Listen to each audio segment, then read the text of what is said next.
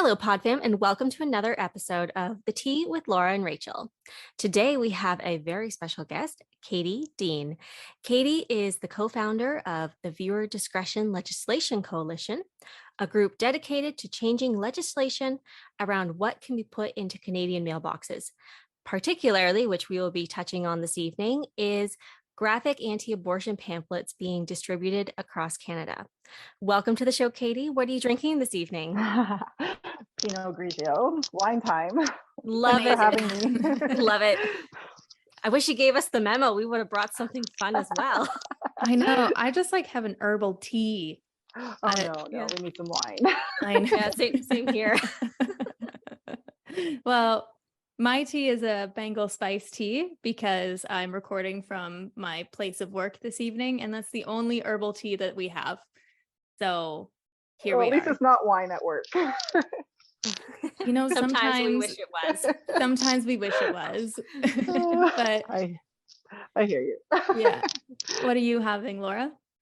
So tonight I'm having a lemon ginger twist, and I'm heading out of town soon. So sadly, there is nothing fun in the cupboard or in the fridge right now for beverages, but maybe next time I'll bring something fun. There's always a next time. Always. All right. So let's jump right into it, Katie. What's your connection to this issue, and how did VDLC start? Okay, well, let's start. Yeah. So this is going to be a bit of a story. So in 2004, I myself had a termination of a pregnancy. I was halfway through my pregnancy, and the fetus was diagnosed with some major medical ailments that were not compatible with life. I was given some options.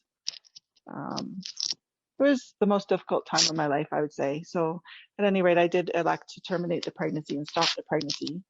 My opinion for my life is I'm not going to bring a child into this world to die. And I can't imagine following through with that pregnancy and knowing that the baby would just die if it even survived to full term. At any rate, it was a very difficult time of my life. So fast forward, 2012, I'm home, and I come home, and there's a graphic anti-abortion pamphlet in my mailbox with gruesome images. I was in shock, and I literally felt like somebody was targeting me, that they knew I had had an abortion, and they were trying to shame me. I was so upset.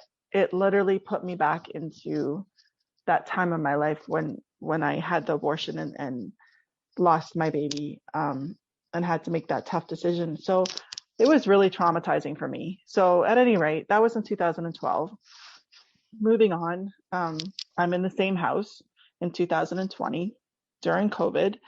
And I hear in London, in our city in London, people are all over Facebook saying that they're getting these graphic anti-abortion pamphlets in their mailbox, and they're really upset about it.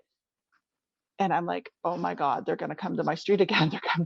And I'm like thinking, oh, my anxiety just went through the roof. So I'm just waiting, literally just waiting for them to come to my house. And one morning I'm getting ready for work, and my neighbor down the road sends me a message on Facebook and says, Katie, they're on our street. And I'm like, you've got to be kidding me. Oh my God. And my anxiety again goes right up. So I said to my husband, I said, listen, they're on the street. When they come to our mailbox, I need you to get the pamphlet and rip it up and throw it away, like right away. I don't want to see it. I can't see that. And so sure, he's going to do that. But then I'm getting ready, and I'm like, why am I asking my husband to protect myself, to protect me? Why aren't I doing something? I'm a strong woman, and this is just something that is very triggering for me. So I'm like, no, forget that. So I saw them across the road, and I have wet hair. I'm dressed for work, but I haven't dried my hair yet, And I put on my coat, and I go out, and I'm like, what are you guys doing? And they're like, we're just delivering some mail. I said, oh no, I know what you're doing. And you're not going to do that on my street. And I proceeded to take them all out of the mailboxes all the way down the street. Good for And you. That's awesome. and they're following me and they're talking to me about human rights and, blah, blah, blah. We're going to call the police. I'm like, that's fine. Go ahead. Yeah, absolutely. Here's my phone. And literally that's, and they start talking to me about things like, and I'm like, how old are you? Are you like 12? Like, don't talk to me like you know what life is about. It is not that easy. There's not just, I was so angry. So at any rate, they did call. Well, there was a police officer at the end of our road because we were right near a center that they had set up for COVID testing, and it was like October of 2020, and there were lineups for people getting tested. So the police were right there. They just kind of walked up the street a bit and talked to them. And I said, here, to the police officer, do you want these pamphlets? He's like, no. No thanks. So he nicely asked them to kind of move along, that they weren't wanted on the street, and they did. But they did return to my street one day, and I chased them off again. Oh, good. So, I hope you anyways, had like a broom in hand and I was like, really? So anyways, no. So at that time I was like, my husband is a lawyer, and I'm like, how is this even legal to do this? And I'm talking to him about options, and he's like, well, sometimes you just can't do anything. Like, unfortunately, it's not against the law. Canada Post, just to note, Canada Post will not deliver these images because they're so graphic. They refuse. So they'd literally, this organization who delivers them will like hire, quote unquote, their interns every spring, and they will work throughout the summer into the fall and just hit cities across the country with these images to people's private homes. So I decided that something needed to be done, and I just talked to Natalie, who was working in our office, and she and I developed a plan. We formed the coalition, and we started emailing city councilors, MPPs, MPs, and I just went that's how it started. There was also a petition started in London by Pro-Choice London, and I signed that, and I, obviously supported that. So, but basically it was just starting off with signing a petition that somebody else had started, and then email blasting politicians. yeah, well, that's amazing. And really the stats that are in Canada is 1 in 3 people will experience a termination of a pregnancy or an abortion in their lifetime. So just to think just to think of your story, how many other people are being, faced with these pamphlets and reliving really traumatic times in their life. And, no one deserves to feel like that at all. And especially, in their home where they should be feeling safe and secure. Well, that's exactly what my husband said. Like, your home's supposed to be your safe spot, your safe space, and for these images to come into your home and trigger trauma.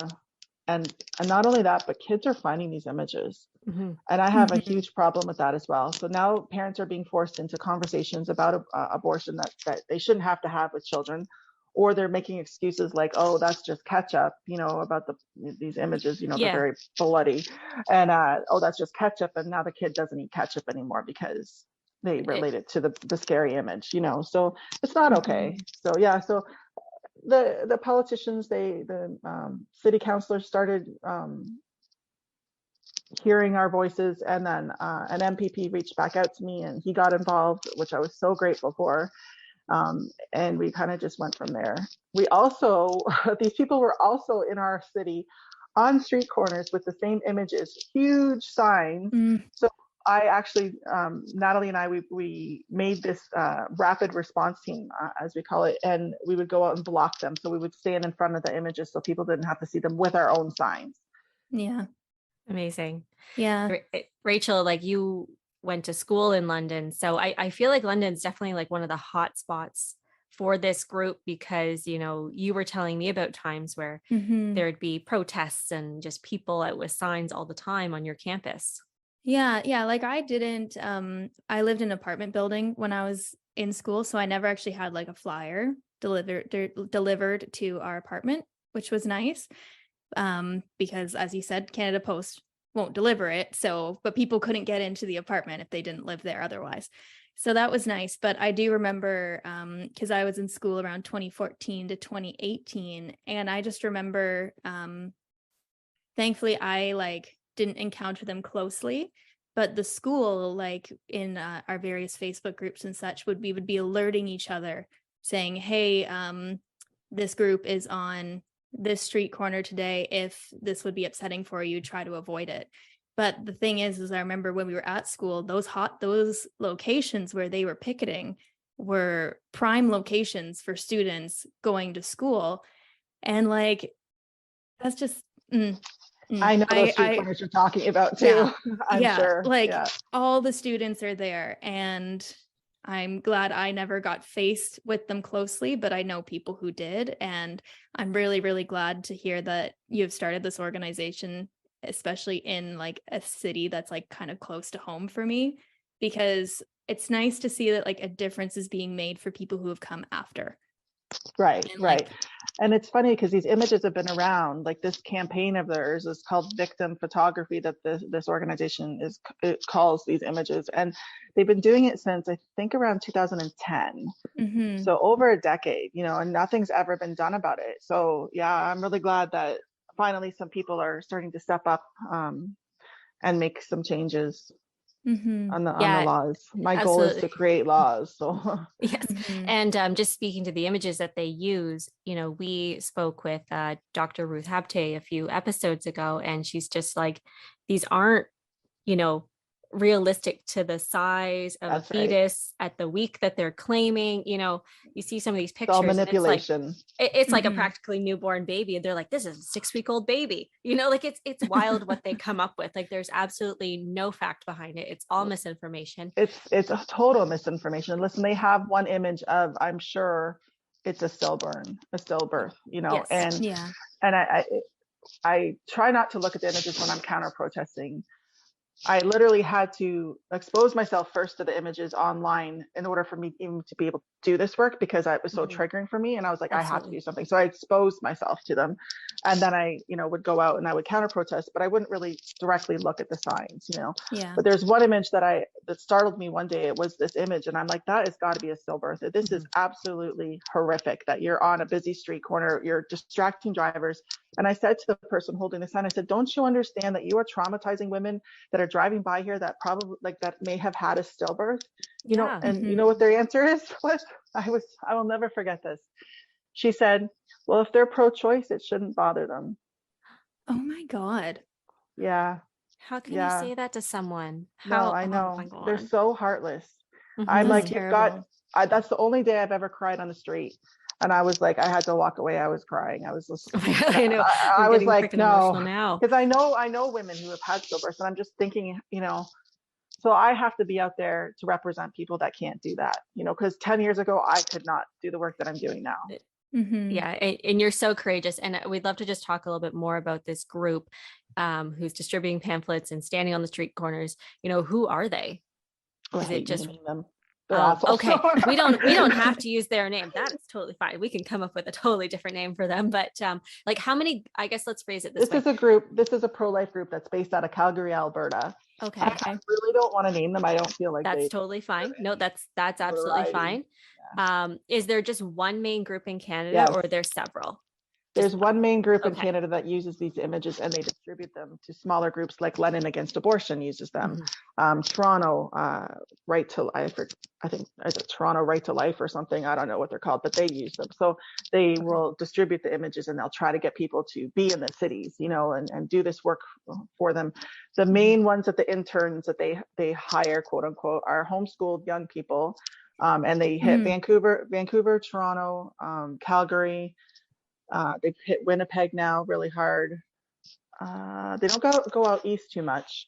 So Ottawa, so they came to London. I heard they came to London that year because it was COVID, and COVID was really bad in Toronto. Decided to hit London, and I'm like, I guess that was a mistake. Yeah. So there's no signs on our streets anymore, and there's no pamphlets in London. So, amazing.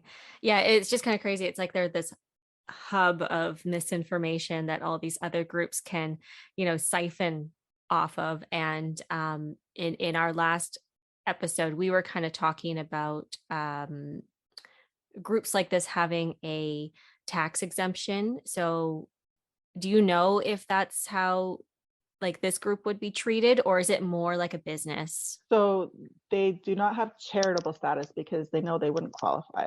Okay. Well, Okay. that's good. One thing I do know that was maddening for me is during COVID, you know how the government gave people CERB for individuals. Mhm. But they also gave companies, businesses, the wage subsidy Yes. Yes. allowance, right? Yeah. And it's basically, you know, my husband's a lawyer. He has a small practice, and it's basically how we kept people employed through COVID, and it was really helpful. However, the government also gave this money to this organization to make sure that they could employ these people to put this stuff in our mailboxes. So that just drove me crazy. I was like, how is our taxpaying dollars going to keep these people employed? This is not a job they need. No, it's so backwards. I had arguments with my MP, my local MP. He's a liberal, and you know, I'm not against liberals. I'm not saying that, but I was so mad, and he did try to help at first, but then nothing happened. I was like, how is this? I don't understand. I am paying for these people to be on the streets doing this and come to go to people's homes to trigger them and traumatize them. I was just so angry. Oh my So gosh. it was in the media a little bit, but it didn't really, nothing really happened, unfortunately. So No, and they it just is made unfortunate, them, like something that is very serious about what's happening with people's dollars who majority of the country does not agree with. Like no, it should not be going towards this. And it should not. yeah, so and is this group, is it like a religious background or just more? Absolutely. Okay. 100%. And they get a lot of Yeah. church money. So Yes. yeah. Mm. And it siphons in from the States too. So this is a group that started in the States, and now they have a Canadian version of it here in Canada. Okay. Mhm.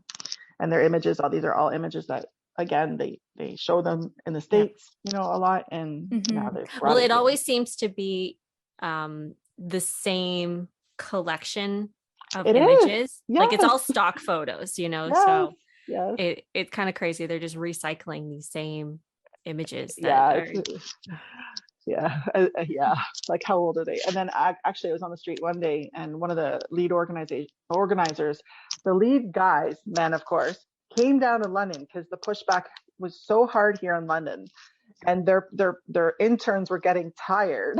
And so they came down to London to work with them, and they were here, and so I got to meet them. Well, that was super fun. And I said to the one guy, I said, so where did you get that image? Did you have the mother's permission? And he's like, no, that one came from Spain. And I'm like, yeah. I said, you don't have anybody's permission for that, to have that image of their fetus on streets of Canada.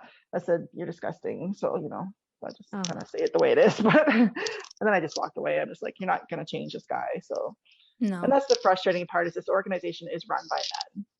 of course. Of Yeah. course. Yeah.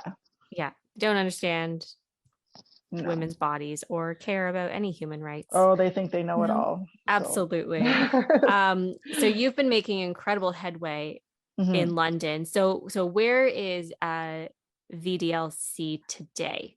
So just to let listeners, I was going to say viewers, but to let the listeners know, VDLC stands for Viewer Discretion Legislation Coalition. We have got a bylaw passed here in London, in the city of London, that you cannot distribute. So our whole mandate started off with, we want to see envelopes with these pamphlets have to be in envelopes with a viewer discretion warning on them. And if you want to deliver them, that's fine, because we don't want to take away people's freedom of expression. But at least it gives the homeowner a choice to open it or not, and it protects small children. It protects women who have gone through pregnancy loss. So, you know, that's all we want. So we got that in London. Basically, we've got a bylaw that says if you're going to distribute graphic anti-abortion images, you need to put them in an envelope with a viewer discretion warning, and say who it's from on the envelope, and then you can be fined if you don't do it. So yeah. And what's the fine? $3.50 per pamphlet. I love that. That's amazing. That's awesome. Yeah, that's awesome. And the person can get charged that's delivering it. So the intern, yes, plus the organization, Good. Yeah, so it's not just like, oh, we don't know that person's name. Yeah, and Double then like, fee. what if the person comes to your door, you don't know their name, right? You're like, I don't know who it is. Like, you know, it's just some random person. But yeah, so it's good that that they've done, the organization and the person. So I'm Yes. excited about that. Yeah. And I love, because, you are kind of a grassroots in the true sense of the word. And I love that you kind of made this bite-sized and manageable, because you weren't going out full force saying, we don't want any pamphlets, we don't want any images, because I find that gives a lot of groups something to grab onto and fight against. Yep. Where if you That's just right. go and ask, okay, we just want you to cover them up. All right, just cover them up. We just don't want to see them. Yeah, So many more people can get behind that. exactly. Because then, like you said, that's not taking anyone's freedom of speech away, because they are still delivering their message. That's but right. Now the receiver has a choice. That's right. Exactly. So, and that's exactly it. So this is actually, so the bylaw here in London stemmed from our bill that we have in Queen's Park. So the bill was put into Queen's Park in March of 2001 on International Women's Day. And it's gone through a couple numbers now, and it's going to have to be reintroduced as well. So that will be reintroduced into Queen's Park in November sometime, and it'll get, right now it's Bill 41, but it'll get a new number again apparently. So yeah, no, it's the same. It's the same thing. It's asking for envelopes, etc. So London City Councillors, they did their due diligence. They did a public participation meeting. They researched. They talked to their legal team. And they basically mimic the bill, and it's working. I mean, we're not seeing anything in London anymore, and it's awesome. Yeah, and it's so nice to get like a little bit of a win, right? Yeah, because, yeah, it felt really good. Yeah, like again, going back to the let's just do one step at a time. Now you have like some energy behind you, and it's like, okay, we've like completed our mission in London. Let's go to the next step, which is Ontario. So right. Can you tell us a little bit more? Which is actually Calgary. Yep. The next step. Well, Toronto actually, Mike Layton, who's no longer city councillor, he's resigned after I think his term ends in November, because we just had the election here in Ontario yesterday, so there's a new councillor there. But at any rate, Mike Layton, who's Jack Layton's son, he introduced the same motion in Toronto. And we've been in contact with a Calgary city councillor, and her name is Jennifer Wyness, and we flew a team out there and had a meeting with her. Like, I fundraise, awesome, right, for these costs. So she met with us, and she's obviously, Calgary is the hot spot because this is where this organization is based out of, and so they're very aware of this problem and these images, and so she's really been bothered by them herself, and so she wanted to do something to help. So she's also brought the motion into City Council there to bring the bylaw that we have in London out to Calgary and into Toronto. So for Calgary, it's moving forward again, the next step in November. For Toronto, we're waiting for the new City Council to come back and see how that moves forward. So yeah, amazing. So that's going to feel a little bit surreal. If we can get those big cities, those target cities, that would be like amazing. But it's not stopping there. We are still doing the provincial level too. So can you tell us a little bit more about Bill 41 and also what's next for VDLC? Yeah, so like I said, Bill 41's just kind of been on hold. The frustrating part in the challenge is, first of all, Terence Kernaghan, who is the MPP here in London, he's an NDPer. He will reintroduce the bill in November at Queen's Park, but then from there we need to get it into second reading, and because we are in a conservative government here in Ontario at the provincial level, they get to decide when that's going to happen, and unfortunately I'm not sure if that will ever happen.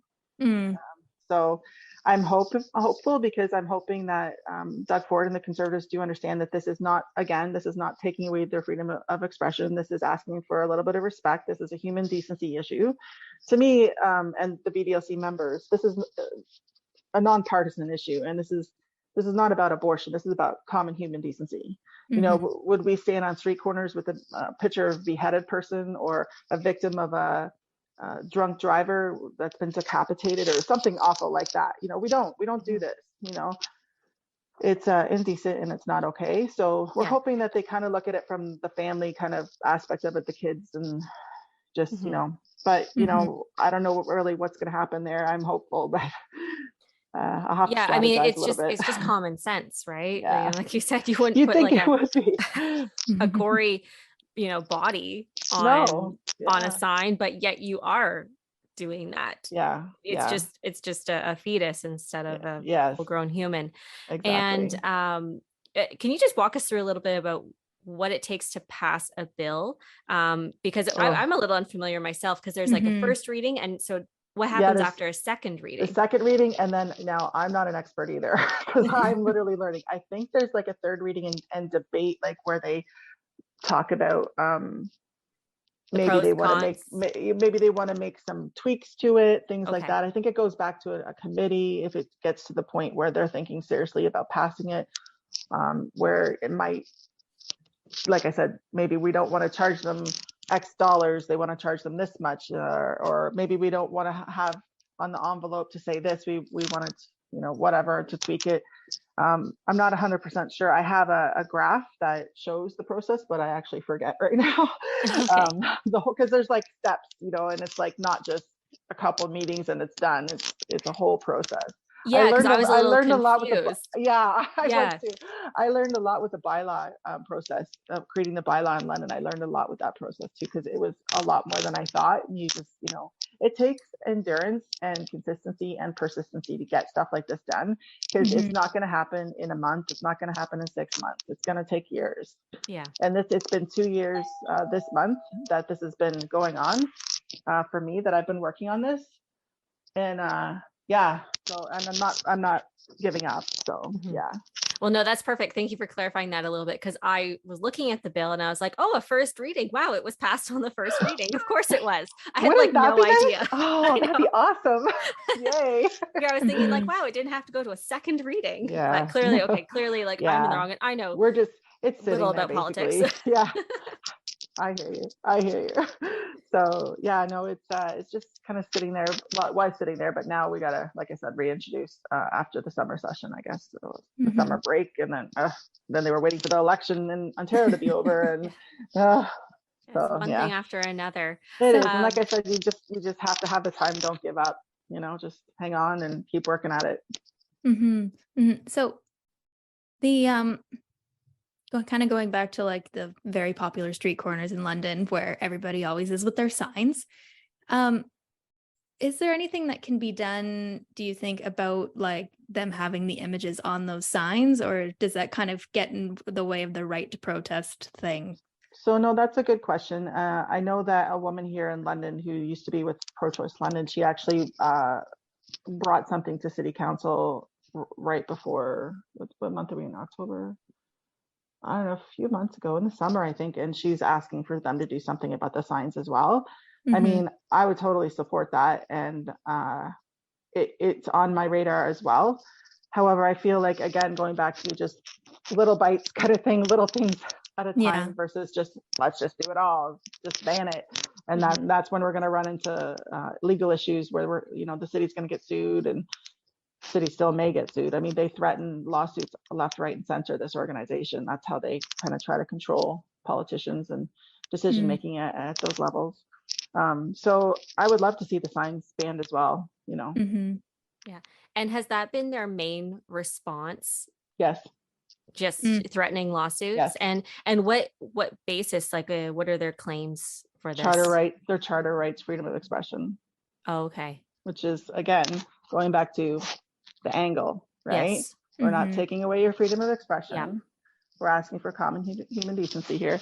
You Mhm. watch a horror flick, right? What does Yeah. it say at the beginning? Rated R, Or it Mhm. says You viewer discretion is advised, exactly. so Yeah. you can choose if you want to watch this or not. If you watch Yeah, it and you're absolutely. scared, then that's your fault. you know? Exactly. Yeah.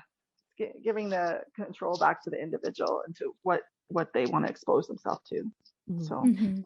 No, it's absolutely so important. And what if we have any listeners who want to get involved in either London or Calgary, um, Toronto?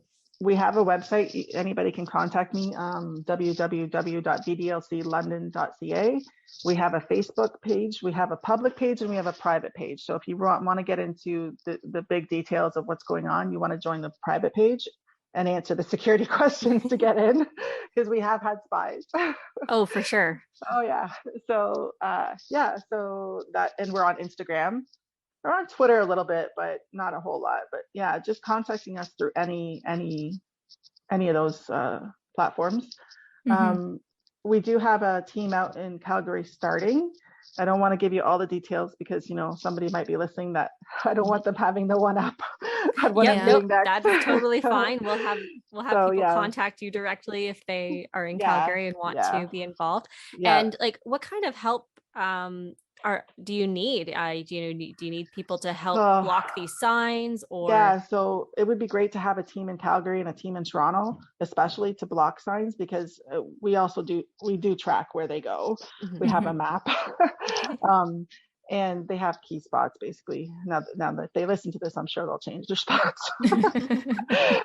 Okay, we're not going to reveal them, so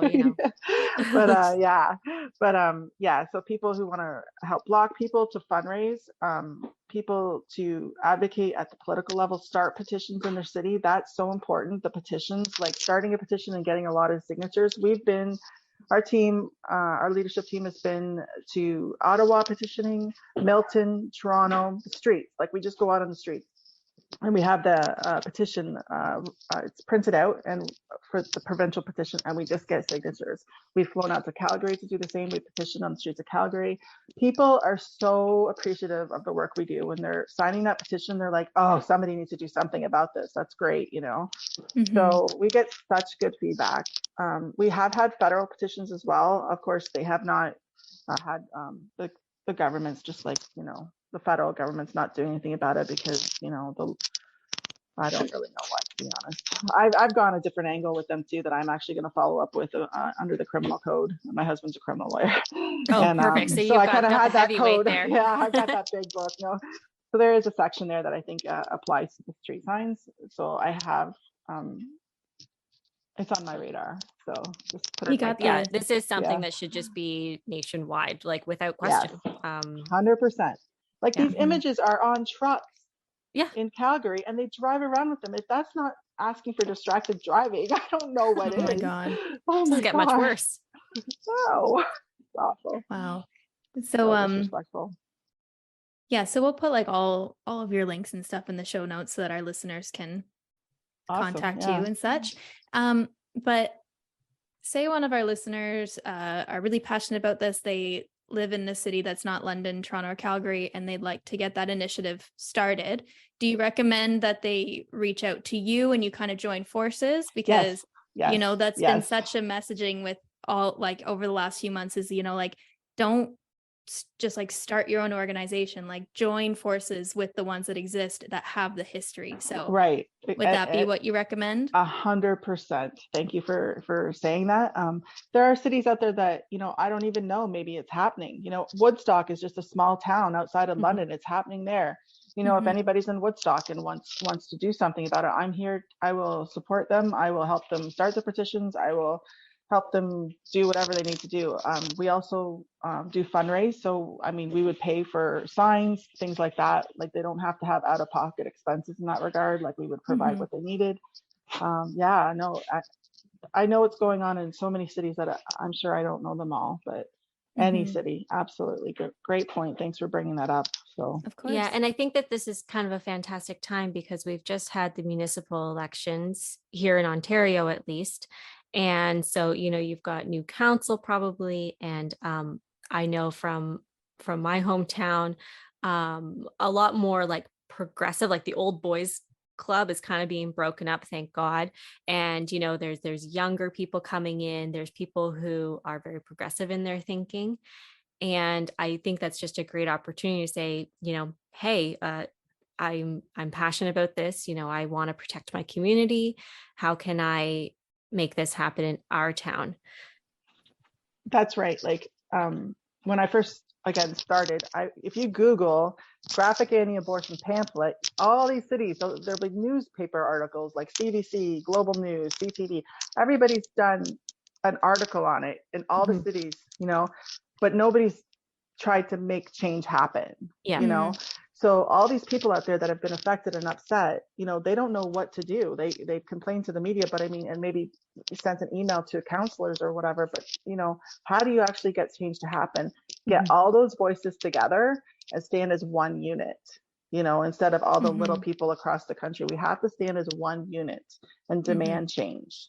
So that's kind of what I've been focused on. And like our Facebook group, when they were in London, it went to 1,800 people like that. Like Wow. it was, people were like, nope. My favorite part is like, when I don't like to have to counter protest, but when we are out there, people walking by will bring us coffee, thank us. Some people will join us. My favorite part is when older women are, well, not, I don't think it's great, we have to do this still, but when the older ladies are there and she's like, you know, like I did this in the 70s, you know, here we are still having to do it. Why is that? You know? Ridiculous. Yeah, totally. Yeah.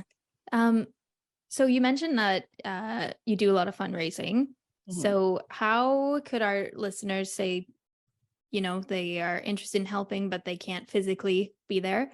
Can we contribute to your fundraiser? How would we do that? Yeah, if they want to run their own fundraiser and direct funds to the VDLC, they can do that. You know what I mean? That's any kind of idea that they might have, you know, like a garage sale or a bake sale or like a quarter auction or a silent auction, anything, you know, like if they're passionate about fundraising and passionate about this issue and they want to contribute, they can make it their own. And, you know, we will gladly accept that money. Like I said, our money goes to advertising. We've had huge expenses with advertising, the organization. Now we're focused on, well, and also the signs, but now we're focused on getting out to Calgary a little bit more and getting our presence known a bit more there. So there's costs associated with that. Yeah, so anything that they can do. Yeah, I've seen a few of your bench signs and billboards. I love them. I think they're brilliant. Oh, so thanks. I would love to start seeing them, you know, more over in the Toronto area and definitely Calgary and across Canada. That's right. Yeah, But, we've had them in Ottawa, Milton, Toronto, London. I have the bus ads I love the bus ads in London. They're not there now, but I love that. That made me feel good. Yeah, it's you just got to keep going. Just can't give up. It's a long road, isn't it? Yeah, it certainly is. Yeah. But like you said, there's a lot of progressives coming up, the younger generation getting into politics, and that's really hopeful and great.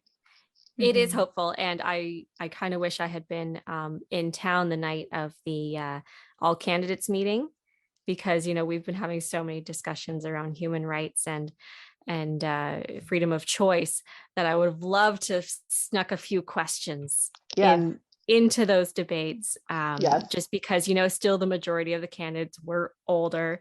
So I think it's just such a way of opening them up and really seeing where they stand on issues. 100%. So if anyone's election isn't done yet, you know, I'll come and ask you some questions. Yeah. Absolutely. Oh, well, Katie, oh my God, we are so thankful for all the work that you're doing. Again, like another grassroots campaign that is making a huge difference in our country. So we're extremely grateful for you. Thank you. It's very nice of you. And made a huge difference in my school town. Oh, yay. That makes me really happy. Good. On like a deep personal level. That's awesome. That's awesome. Yeah, we're pretty happy with the last council that helped make change happen too. So yeah, we're not going to stop. We don't want you to. We definitely don't want you to stop at all. Gotcha. Yes. So where can our listeners find and follow you? Like I said, on Instagram and on Facebook. Yeah. And then, what's your handle on Instagram? Oh, sorry. That's a great question. Definitely put it in the show notes. Don't worry, but just if you that's a great question. What is it? VDLC _Ontario. Ontario. Okay. Yeah, Natalie developed them, and now I'm just used to automatically being on them. I don't really use them. Okay, perfect. So you've got the Instagram, you've got Facebook as well. Yeah. Viewer Discretion Legislation Coalition. Instagram, Facebook, and the website, and we are on Twitter as well. So it's just at VDLC _Ontario, and also if you do hashtag VDLC, you can find us too, I'm sure. Perfect. Yes, we will definitely include all of that down in the show notes. Great. So, do you have any final thoughts that you'd like to share with our listeners before we close out? Not really. Just if you don't think you can make change happen, I think again. Stay strong, and if you want help in any way, I'm here, and I would be happy to get something going in whatever city you're in, because it's important, like I said, for everybody to stand united and not separately on this issue. Yes, definitely. Together is how we're going to make change. Well, thank you so much, Katie. I loved this conversation. I learned a whole lot, that's for sure. The older I get, the more involved in politics I'm trying to, be and understand. So I love that, this is a change that is possible Yes, it for is. everyone. It's already started. Yeah. Welcome to the After 8 Tea Party. Hey, Hello welcome again. back. I loved that conversation with Katie. Mhm. That was so good. And honestly, her story in the beginning, I was pretty much Yeah. fighting back tears. Oh, Like, same. just the emotions that she was going through, and then having to, well, first of all, go through this traumatic experience, and Mhm. then to relive it like again and again with these awful pamphlets and signs that are showing up on her street and in the city of London.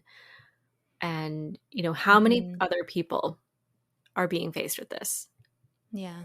Yeah, and like her story, like I was the same. I was really like trying not to cry. But again, it just what she said about what she'd heard from one of those pro-life or pro-birth people saying that, oh, they should be okay with it if they're pro-choice and such. Like it's so I always have a difficult time putting into words, but what they think like abortion is versus the complexity of the issue itself, there's such a wide gap that Yeah. pro-life people seem to have where they're like, oh, people just get abortions because like they screwed around or something and now don't want the child. Like there's always so many reasons and complicated reasons and medical reasons and stuff. Like it's not a black and white issue. No, but they make it And one, and I it's like know, trying and to put it's it into a box, and it doesn't work, I and know. it's just wrong. I know. And it's just like with that, like, like we said, I went to school where there was people literally picketing on the street all the time. Like, I don't think it ever crosses their mind, like, oh, okay, someone's may have terminated their pregnancy because like the baby was actually not going to like live a life, Mm-hmm. But they still think that banning it entirely makes sense. Like, I digress. Yeah. You know We're beating exactly a how I dead feel about horse this. now with a stick. Yeah. You know that expression? We know it's wrong, and Mhm. pretty much the rest of the country does. And I just think it's absolutely disgusting that people can think that this is okay to Mhm. just go around and put these graphic images that are traumatizing for children, traumatizing for families and individuals. Mhm. Like it's nothing that we should be seeing in our streets. No. And I just love that now that there is this coalition that Katie has with Natalie, and they've been making a change. Like Mhm. it's so inspiring to see that, because I feel like we are constantly bombarded with negative news and like Yeah. things not getting off the ground or not being able to get anywhere. But this is another grassroots group that has proof that, you're persistent, you keep working hard, and you just take it small step by small step, and you can make significant change. Like Mhm. for her to say that there are no longer, open graphic pamphlets in London, that is Mhm. huge. That is so Mm. huge, and it's not something we should take lightly.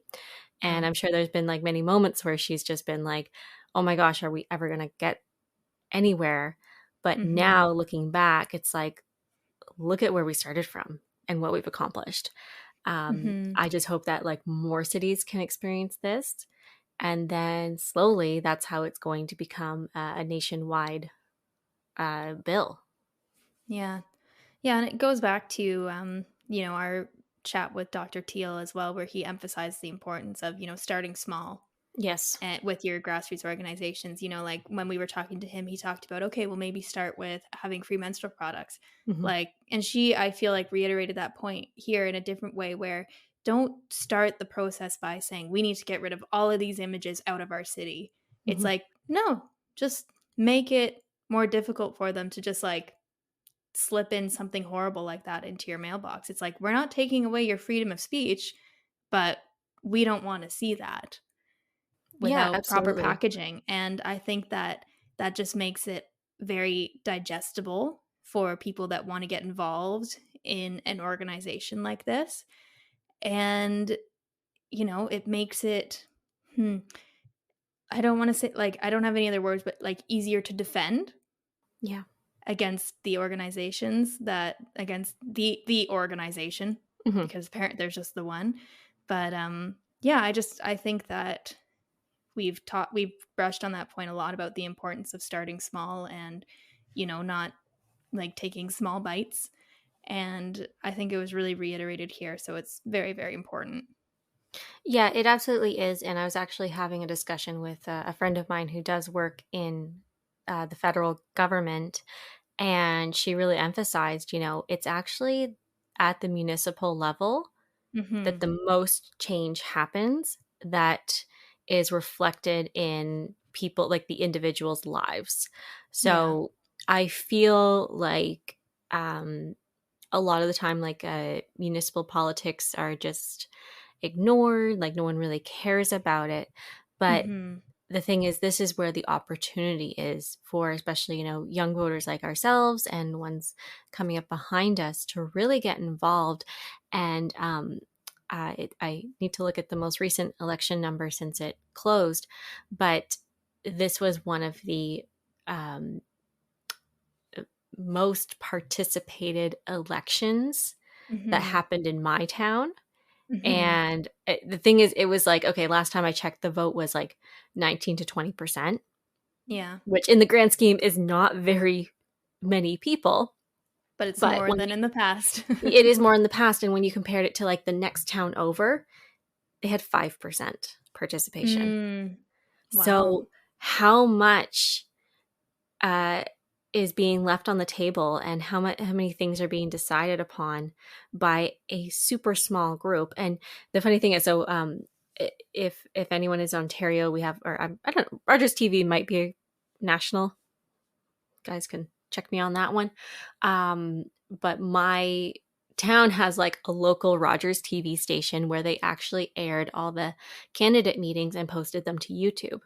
So before I voted in the municipal election, I watched, the mayor, the deputy mayor, and then the candidate meetings. And the thing about the audience is they were all older, gray-haired Mhm. people.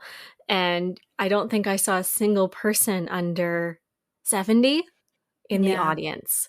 And that's just, it's wrong because that's not representative of the town, Mhm. right? Where, my town is made up of increasing number of young families and young people who are just, living their lives by themselves. And, their voices are not being heard. And I don't even think they realize it.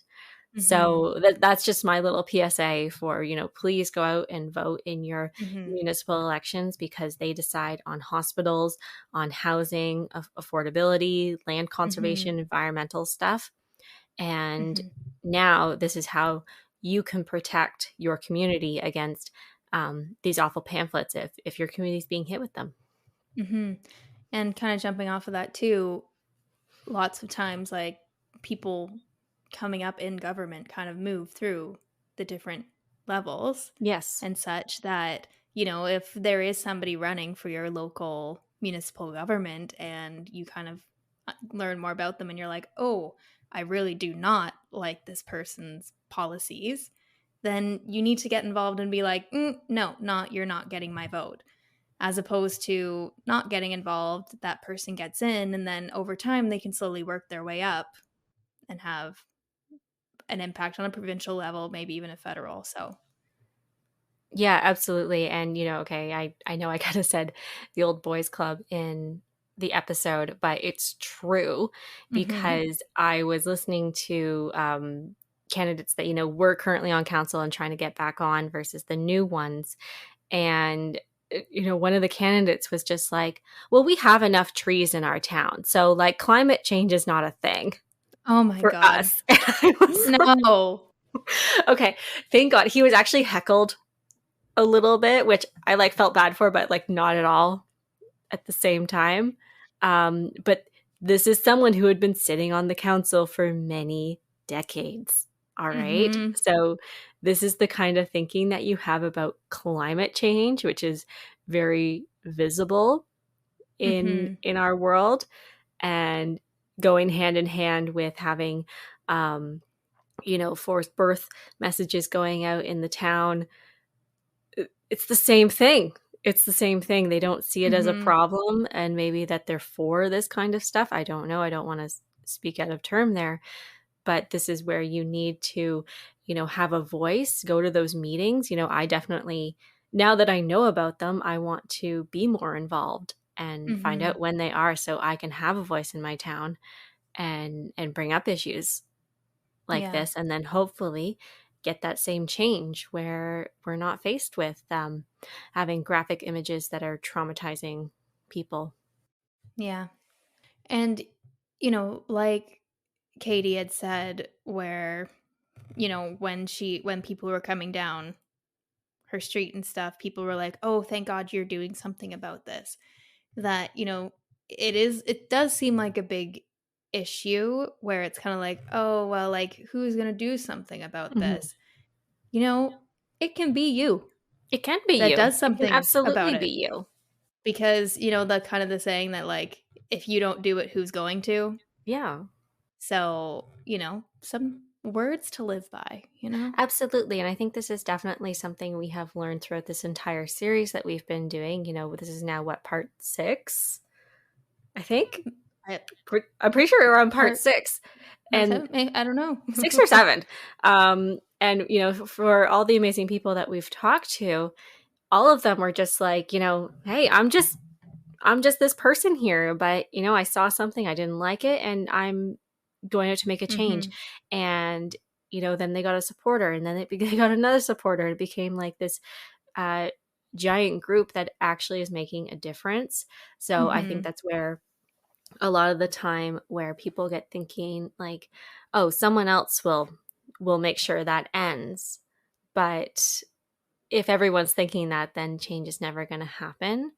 So I think Exactly. it's just, having the courage and taking that small step. And you know um you don't have to go out as far and talk to these groups directly, because I don't want anyone to put their safety at risk, because I'm sure that they could get quite verbally aggressive. I hope that's the extent of it. They don't get physically aggressive, but just being that change of, no, I'm taking all these pamphlets that you guys put out and I'm throwing in the garbage, and Mhm.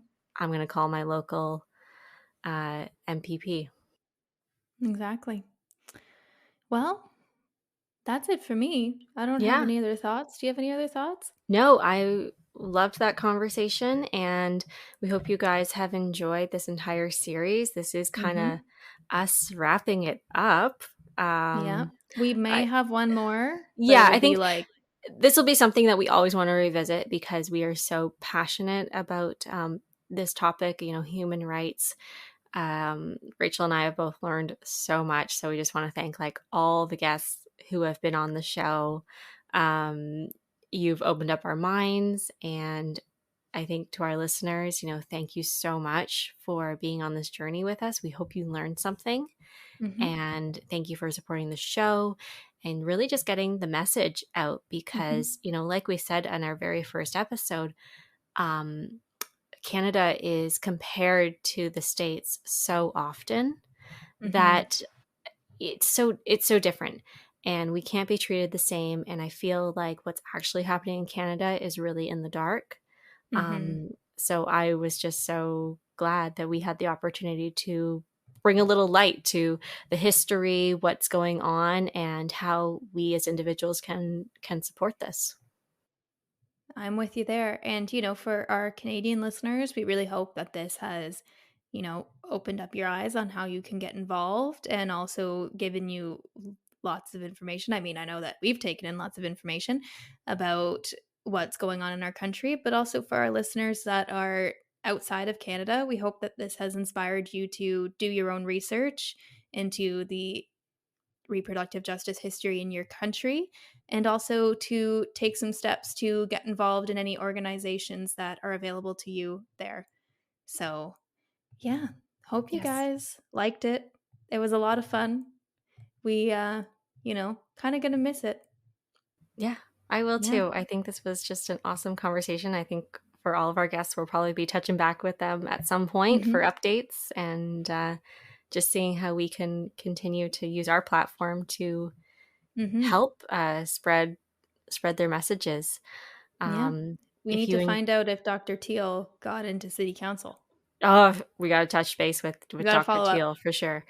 For sure. We hope you guys enjoyed this episode, and you'll check out all of our other episodes in the abortion series and just our regular episodes. Like, we actually talk about a lot of different things on here, and it's just kind of our little passion project to come on and talk about whatever we're feeling like. Whether that be Taylor Swift, animals, relationships, friendships, working out. We hit it all. Leave a 5-star review, please, on Apple Podcasts and Spotify. You can email us any thoughts, questions, whatever you're thinking to teawithlaurarachel@gmail.com. Definitely share this podcast with friends and family and anyone who you think would enjoy it, because it really does help us out. You guys have no idea.